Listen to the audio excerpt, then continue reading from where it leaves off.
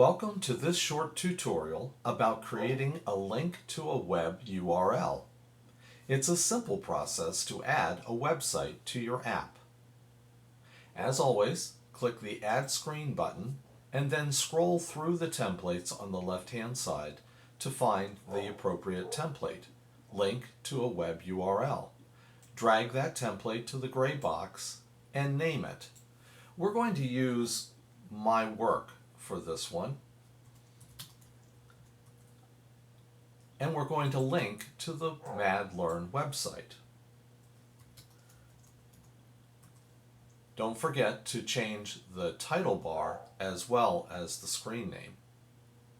Once you've done that, all you have to do is click where it says, click here to view the properties, delete those words, and add your website address.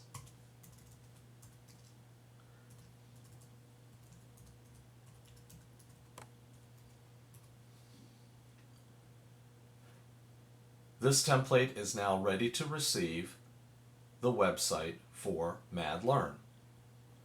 Just save and return to the button labeled My Work.